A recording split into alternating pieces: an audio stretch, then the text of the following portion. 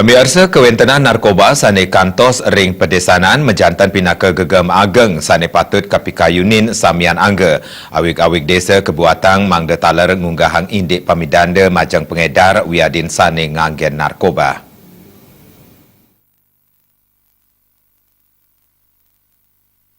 Sani mangkir narkoba taler sampun kantos ring pedesanan punika taler ring kewentenan KP wiadin kena hiburan sane taler sampun rawuh ring desa. Kewentenan narkoba mejantan kaun pisan. Mandu narkoba nenten kantos rawuh ring pedesanan kewentenan awik-awik desa adat mejantan patut kawawahin malih.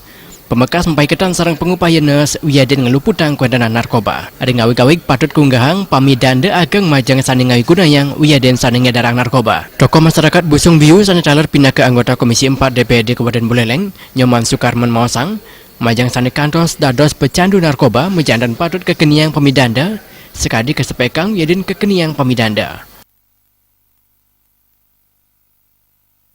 Jadi pada intinya kalau memang itu bisa dimasukkan di awik-awik desa adat hingga penyebaran ataupun untuk di masyarakat itu bisa di cover, bisa diatasi, jadi bisa di stop lah untuk perluasannya. Jadi sekarang ini sudah sampai jauh, sudah kita anak-anak di kampung di desa itu dia tidak paham dengan adanya awik-awik desa adat itu ikut peduli dengan masyarakat, ikut ingin mengamankan desa itu sendiri.